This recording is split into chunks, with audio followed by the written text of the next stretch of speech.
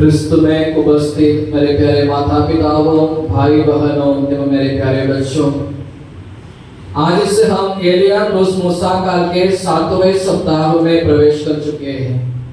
और आज के सुसमाचार में हमने पढ़ के सुना है दाखवाली के मजदूरों का दृष्टांत। ये जो दृष्टांत हमने बहुत बार सुना है, बहुत बार हमने पढ़ा है, सुना है, इसका भाषण भी हमने बहुत बार सुना है। और हम सबको मालूम है ये जो दाखवाली काय का प्रतीक है, दाखवाली काय का प्रतीक है, स्वर्ग राज्य का प्रतीक है। और काम करने के लिए, लोगों को बुलाने के लिए जो जाते हैं, जो भूमिधर बोलते हैं, घर मालिक बोलते हैं, वो कौन है? प्रभु ईसा मसीह है। दाखवाली स्वर्ग राज्य का प्रतीक है और जो घर मालिक है, जो भूमिधर है, वह ईसा मसीह का प्रतीक है। हमने आज के दृष्टांत में पढ़ के देखा एक भूमिधर अपने दाखवाली में काम करने के लिए लोगों को बुलाने के लिए गया। उन्होंने गया सवेरे 9 बजे गया, उदाहरण के लिए बोल रहे क्योंकि 4 बार निकले, तो 9 बजे गया तो कुछ लोगों को देखा, उनको क्या बोला, तुम लोग मेरे दाखवाली में चले जाओ, मैं तुमको उचित वेतन दे दूंगा। तुम लोग चले गए और कुछ घंटे के बाद में, 2 घंटे के बाद में, समझो 9 बजे गया तो 12 बजे और निकला बाहर, तो उधर बाजार में बहुत सारे लोग खड़े होकर देखा, उनको भी पूछा क्यों खड़े हैं, उन्होंने भी बोला हमको भी कोई काम पर नहीं लगाया, इसलिए हम लोग यहाँ खड़े हैं। तो उन्होंने क्या बोला, तुम लोग भी चलो दाखवाली में काम करने के लिए, तुमको भी मैं उचित वेतन दे दूंगा। इसी प्रकार 4 बजे गया और उसके बाद में काम बंद करने के 1 घंटा पहले भी गया, तभी कुछ लोगों को देखा वहां बेकार खड़े हैं, तो उनको भी क्या पूछा, तुम लोग क्यों दिन भर यहाँ खड़े रहते हैं? तुम लोगों भी क्या बोला, हमको भी कोई काम पर नहीं बुलाते हैं। तो उनको भी क्या बोला, तुम लोग भी चले जाओ मेरे दाखवाली में काम करने के लिए, मैं तुमको उचित वेतन दूंगा। तुमको मालूम है पूरा दिन खत्म हो गया, आखिरी में जो घर मालिक यानी भूमिधर अपने कार्य से कहते हैं मजदूरों को बुलाओ और जो पहले से आखिरी तक आया सबको वेतन दे दो। और जो आखिरी में आया उनको 1 दिनार मिला, तो जो पहले आए तो उन्होंने क्या सोचा, हम चाहते समय हमको ज्यादा मिलेगा, क्योंकि उन लोग 1 घंटा काम किया तो उनको 1 दिनार मिला, तो हम तो सवेरे से काम कर रहे हैं तो इसलिए हमको ज्यादा वेतन मिलेगा। लेकिन उन लोग गए, उनको भी कितना मिला, 1 ही दिनार मिला। और मिलने के बाद उन लोग क्या किया, खुशी से कर रहे हैं क्या? नहीं। जो मिला उसके बाद में क्या करना शुरू किया, भूमिधर के बाद विरुद्ध भुनभुनाना, कुरकुर करना शुरू कर दिया। और जो घर मालिक भूमिधर पूछते हैं कि मेरे पास जो संपत्ति है उसका मैं कैसे भी उसका इस्तेमाल कर सकते, तुम क्यों मेरे उदारता पर जलते हो? यही दृष्टांत है। तो ये जो दृष्टांत से हमको क्या मैसेज मिलता है, क्या संदेश मिलता है? तो पहला संदेश है कि ये जो घर मालिक का स्वभाव यानी भूमिधर का स्वभाव, उसका स्वभाव क्या है, सबको सलीका से एक जैसे देखते हैं। यानी जो पहले आया, बीच में आया, आखिरी में आया, सबको एक जैसे देखा। उन्होंने ये नहीं बोला कि तुम लोग सवेरे आए इसलिए तुमको 1 दिनार, तुम लोग आखिरी में आए इसलिए तुमको आधा दिन को करके नहीं बोला, सबको एक जैसे देखता है, नहीं सबको एक जैसे वेतन बाहर देता है। यानी जो घर मालिक हमने क्या बोला, ये जो किसका प्रतीक है, ईश्वर का प्रतीक है। ईश्वर भी हम सबको कैसे देखता है, सलीका से देखता है, एक जैसे देखता है, एक जैसे हम सबको देखता है। शायद हो पापी हो, संत हो, नहीं तो हमारे पास पैसा हो, नहीं हो, नहीं तो अमीर हो, गरीब हो, कैसे भी हो, ईश्वर हम सबको एक जैसे देखता है। नहीं किसी के साथ ईश्वर पक्षपात नहीं करता, कोई पार्शियलिटी ईश्वर किसी के साथ नहीं करता, नहीं ये सब हम लोग करते हैं, लेकिन ईश्वर हम सबको एक जैसे देखते हैं, सबको एक जैसे प्यार करते हैं। अरे जैसे उन्होंने सवेरे से लेकर शाम तक एक जन को बुलाया, उसी प्रकार प्रभु हमको भी बुलाते रहते हैं। हमको प्रभु के बुलावा को सुनना चाहिए और उसको साथ देना चाहिए, क्योंकि प्रभु को मालूम है मेरा क्या शक्ति है, मेरा क्या कमजोरी है, किसको मालूम है, प्रभु को मालूम है। और मुझे जो चाहिए वो समय पर कौन देगा, ईश्वर देगा। तो ये जो घर मालिक का स्वभाव है, पहला एक जो गुण है कि सबको एक जैसे देखने का, सबको एक जैसे प्यार करने का ये जो स्वभाव है वो हमको भी अपनी जिंदगी में अपनाना चाहिए। यानी सभी को एक जैसे देखने का, सभी के साथ एक जैसे व्यवहार करने का, सभी को प्यार करने का एक जो मनोभाव है ये हमको भी अपने जिंदगी में अपनाना चाहिए। और दूसरा ये जो मजदूरों का स्वभाव, यानी कुछ मिलने के बाद में उन लोग क्या किया, कुरकुर करना, बुनबुनाना शुरू कर दिया। हम भी क्या करते हैं कभी कभी, ईश्वर ने हमको जो दिया उसी में खुश रहने के बदले, उसी में आनंद पाने के बदले हम क्या करते हैं, जो नहीं मिला उसके ऊपर शिकायत करते रहते हैं, कुरकुर करते रहते हैं। ये जो मजदूरों के जैसे ईश्वर ने हमारे जिंदगी में जो नहीं दिया उसके ऊपर हम शिकायत करते रहते हैं, कुरकुर करते रहते हैं। लेकिन ईश्वर ने अपने जिंदगी में जो दिया है उसको कभी धन्यवाद देने के लिए हम अपने मुंह नहीं खोलता, बराबर है कि नहीं? जो अपने पास है उसी में खुश रहने के लिए हम कोशिश नहीं करते, जो अपने पास नहीं है उसके ऊपर सोचते हुए, यानी उसके ऊपर शिकायत करते हुए हम अपना जिंदगी बिताते हैं। हमको मालूम है कि हमारे पास बहुत कुछ है, लेकिन हम क्या करते हैं, एक दूसरे के साथ तुलना करते हैं।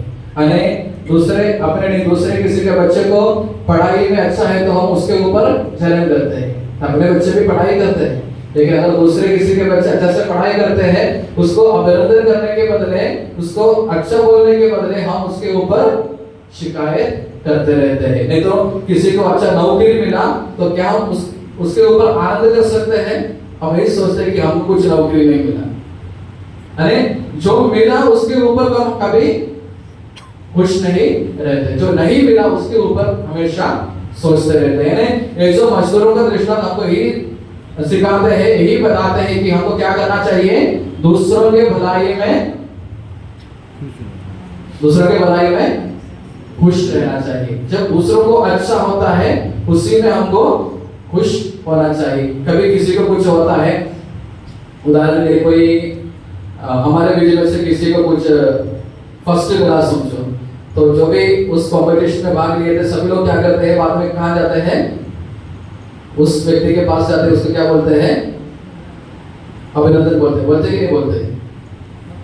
लेकिन अपने मन में क्या रहता है, देखो 10 लोगों ने एक कंपटीशन में भाग लिया, उसी में एक ही जन जीत सकते हैं। जीतने के बाद में बाकी सब लोग क्या करते हैं, उसके पास जाकर उसको अभिनंदन बोलते, हाथ हिलाते हैं, लेकिन मन में क्या है तो उसी को ही मालूम है। क्या वो सच में आनंद रहते, खुश रहते हैं। अरे दूसरों के विजय पर, जीत पर क्या हम सही में खुश रह सकते हैं। कभी कभी हम दिखावट करते हैं, दिखाने के लिए बोलते रहते हैं, लेकिन अपने मन में, अपने अंदर हम चलते रहते हैं। इसलिए मैंने बोला ये जो स्वभाव है, जो मजदूरों का जो स्वभाव है, घर मालिक के विरुद्ध, भूमिदर के विरुद्ध कुरकुर करने का, गुनगुनाने का जो स्वभाव है वो नहीं, लेकिन दूसरों के भलाई में खुश रहने का, आनंद रहने का स्वभाव हमको अपनी जिंदगी में अपनाना चाहिए। और तीसरा गुण है कि ये जो लोग किसके ऊपर प्रश्न करते हैं, भूमिदर के ऊपर प्रश्न करते हैं। यानी हम भी कभी कभी ईश्वर से प्रश्न पूछते रहते हैं। ये जो मजदूरों ने भूमिदर के साथ में क्या बोला, तो इन लोग तो आधी में आया तो उनको ज्यादा दिया, हम तो पूरा धूप में काम किया तो हमको काम दिया, इनको हम सबको एक जैसे बना दिया। मैंने उनके साथ प्रश्न करना शुरू किया। कभी कभी हम भी अपने जिंदगी में ईश्वर से प्रश्न करते रहते। हम सोचते कि हम प्रश्न पत्र बना के देंगे, ईश्वर उसको चुका के हमारे साथ में, हमारे हाथ में वापस देंगे। हमारे प्रश्न पत्र को छुड़ाने वाला एक मशीन है ईश्वर, ये हम सोचते हैं। हम कभी कभी क्या करते हैं, हम प्रार्थना करते हैं, हमको हमारे प्रार्थनाओं का उत्तर हमको मिलना चाहिए, हम बना के देते हैं पूरा। ईश्वर को क्या करना है, उसके ऊपर सिर्फ हाँ बोलने का रहता है। हम बोलते हैं वही करना, हम जा रहे हैं, हमको ये होना चाहिए, तो हम क्या सोचते हैं, ईश्वर उसके ऊपर हाँ ठीक करना चाहिए। प्रश्न पत्र हम बनाते हैं और हम यही चाहते हैं कि ईश्वर उसको छुड़ा के देना चाहिए। कभी कभी हम भी अपने जिंदगी में ईश्वर के विरुद्ध, ईश्वर के ऊपर प्रश्न बनाते रहते हैं, प्रश्न पूछते रहते हैं, क्यों मेरे जिंदगी में ऐसा होते हैं। तो उसको तो सब कुछ है, क्यों मेरे पास ऐसा कुछ नहीं है। अरे हमारे पास जो ईश्वर ने दिया है, हमारा जो ताकत है, संपत्ति है, नहीं तो हमारा जो टैलेंट है, तो उसके ऊपर हम धन्यवाद देने के बदले हम क्या करते हैं, जो नहीं मिला उसके ऊपर प्रश्न पूछते रहते हैं। जो दूसरों को कुछ मिलता है हम क्या सोचते हैं, क्यों मुझे नहीं मिला। लेकिन हम में से कितने लोग हैं जब हमको कुछ मिलता है तो दूसरों के बारे में सोचते हैं, मुझे तो मिला है उसको तो नहीं मिला। ऐसा सोचने वाले कितने लोग हैं। हम सब यही सोचते हैं कि उनको मिला मुझे नहीं मिला। लेकिन जब हमको कुछ मिलता है, हम में से कितने लोग सोच सकते हैं कि मुझे तो मिला है लेकिन उनको नहीं मिला। ऐसा सोचने वाला कितने लोग हैं हम में। तो ये जो इसलिए मैंने बोला, ईश्वर ने जो दिया है उसी के ऊपर हमको क्या करना चाहिए, खुश रहना चाहिए, हमको आनंद रहना चाहिए। यानी जो नहीं मिला उसके ऊपर शिकायत करने के बदले, कुरकुर करने के बदले हमको क्या करना चाहिए, जो मिला है हमको उसी के ऊपर हमको धन्यवाद देना चाहिए, उसी के प्रति हमको ईश्वर को धन्यवाद देना चाहिए। तो जो 3 स्वभाव मैंने बोला, एक तो भूमिधर का स्वभाव, सबको एक जैसे देखने का स्वभाव, यानी ईश्वर हम सबको एक जैसे देखते हैं, एक जैसे प्यार करते हैं, हम सबों के साथ एक जैसे व्यवहार करते हैं। और दूसरा यानी कुरकुर करने के बदले, ये जो मजदूरों का जो स्वभाव है, घर मालिक के विरुद्ध, भूमिधर के विरुद्ध कुरकुर करने के पहले क्या करना चाहिए, जो मिला है उसी में खुश रहना चाहिए। और तीसरा, ईश्वर से प्रश्न पूछने के बदले हमको क्या करना चाहिए, ईश्वर ने जो दिया है उसके प्रति हमको ईश्वर को धन्यवाद देना चाहिए। क्योंकि हमको जो जरूरत है वो समय पर कौन देगा, प्रभु हमको देगा। ये हमारा विश्वास है, हमको जो चाहिए वह समय पर प्रभु हमको देगा, तो ही हमारा विश्वास है। तो हम सबको क्या करना चाहिए, स्वर्ग राज्य जो दाखवारी स्वर्ग राज्य का प्रतीक है, और भूमिधर यीशु के प्रतीक है। और भूमिधर क्या करते रहते हैं, सबको बुलाते रहते हैं। तो हमको भी क्या करना चाहिए, प्रभु हम सबको बुलाते रहते हैं, काय के लिए, पश्चाताप करने के लिए, अपने पापों के ऊपर पश्चाताप करने के लिए प्रभु हम सबको बुलाते रहते हैं, ताकि हम सब स्वर्ग राज्य में प्रवेश कर सके। तो एक दिन एक युवती एक डॉक्टर के पास में गया, तो डॉक्टर को बोला मेरा वजन ज्यादा है, शादी होने वाली है, तो इसलिए क्या करना चाहिए, मेरा वजन थोड़ा सा कम करना चाहता हूँ, तो मुझे थोड़ा सा दवाई लिख के दीजिए। तो डॉक्टर ने उसको बोला तुम एक काम करो, सवेरे एक चपाती बनाओ, उसका आधा सवेरे खाओ, आधा दोपहर को खाओ, और शाम को चाहिए तो थोड़ा सा चावल आप खाओ। मैंने ये सब सुनकर मेरे द्वारा कुछ करने से में मैंने जो कम होते हैं, वजन कम होते हैं, तो डॉक्टर ने बोला होने वाला है। तो ये सुनकर युवती ने बाहर गया।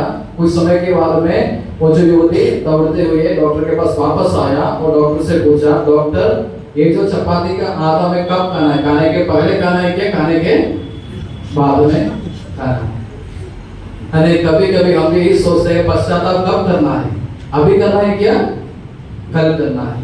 पश्चाताप करने का समय अभी है, आज के लोग, क्योंकि हम में से किसी को भी पता नहीं कि कल क्या होने वाला है। तो पश्चाताप करने का उचित समय आज है, इसी क्षण, इसी वक्त है। तो हम पश्चाताप करते हुए, अपने पापों को छोड़ते हुए ईश्वर की आज्ञा के अनुसार अपनी जिंदगी बिताने के लिए कोशिश करें। ईश्वर हम सबको आशीष दे, पिता, पुत्र और पवित्र आत्मा के नाम पर।